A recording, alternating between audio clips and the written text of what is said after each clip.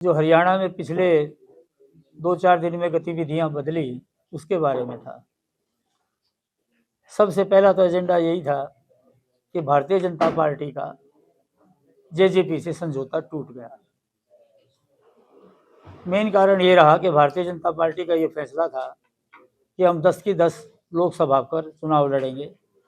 वो कुछ सीटें मांग रहे थे जिसके लिए भारतीय जनता पार्टी ने मना कर दिया और वो समझौता टूट गया। दूसरा, नायब सैनी जी का नया मुख्यमंत्री बनना। नायब सैनी जी का बाल्यकाल से बड़ा भारी तजर्बा हरियाणा की राजनीति में भारतीय जनता पार्टी में रहा।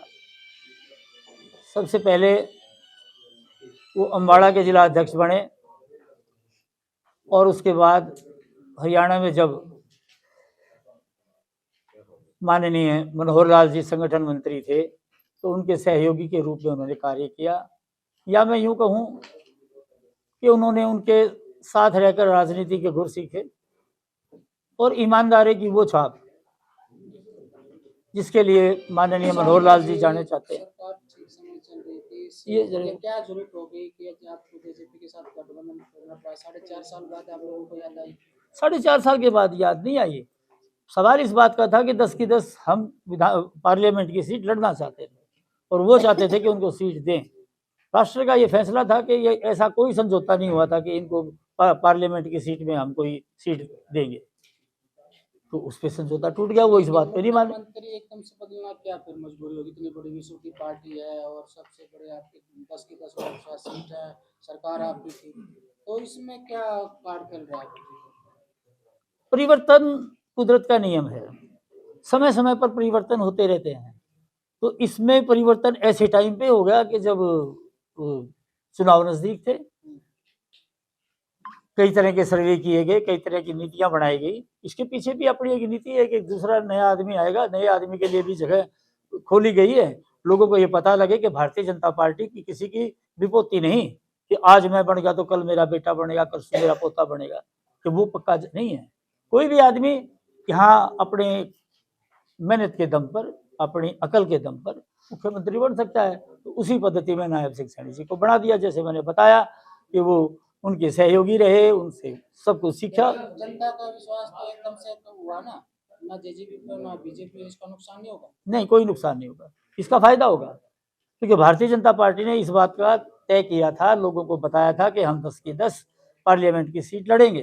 कुछ लोगों का ये ख्याल था कि शायद इनके समर्थन को लेकर ये इनकी वोट बैंक को कुछ इनके फायदा होगा, लेकिन नहीं, उन्होंने अपना वायदा निभाया कि हम 10 की 10। समझौता नहीं तोड़ा हमने, समझौता उन्होंने तोड़ा कि भाई हमको 10 सीट चाहिए। भारतीय जनता पार्टी ने मना कर दिया। विधायक नहीं तोड़ लिए, उनको ये लगा कि जेजेपी का जो पार्टी है उसमें उनका मान सम्मान नहीं है, जेजेपी में उनकी जो कार्य करनी और कथनी में फर्क है, लेकिन भारतीय जनता पार्टी की करनी और कथनी में कोई फर्क नहीं है। भारतीय जनता पार्टी एक बेहतर पार्टी है और विधानसभा में जब इनके कार्यक्रम को देखा, एक तरफ दुश्मन जी को मुख्यमंत्री के रूप में देखा जिनके ऊपर कितने सारे आरोप लगे। मैं किसी पर पर्सनल आरोप लगाना नहीं चाहता, लेकिन यहाँ मुख्यमंत्री के ऊपर कोई आरोप नहीं। लेकिन मुख्यमंत्री 9.5 साल निष्पक्ष कह रहे हो आप, भ्रष्टाचार खत्म किया, हाँ, एकदम से ऐसा क्या हुआ कि मुख्यमंत्री ने अपने विधानसभा से भी पद से भी इस्तीफा दे दिया, सीएम पद से भी इस्तीफा दे दिया?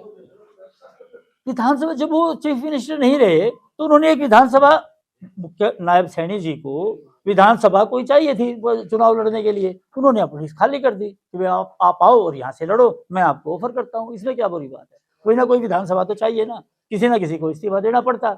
उन्होंने एक प्रेसिडेंट तय किया और उन्होंने इस्तीफा करनाल से दे दिया। और एक और बताऊं बात मैं आपको, वीडियो सामने आया है, काफी बदनामी हो रही है इस मामले में पार्टी की। भाई मैं किसी के बारे में कुछ कहना नहीं चाहता, उसके अश्लील वीडियो को भाई रमेश कौशिक जी से पूछो तो बेहतर रहेगा। लेकिन संदीप सिंह, ब्रजभूषण, इन जिस तरह के हैं तो महिलाओं का सम्मान हुआ तो अपमान हुआ? देखो जी, संदीप सिंह के खिलाफ तो इंक्वायरी चल रही है।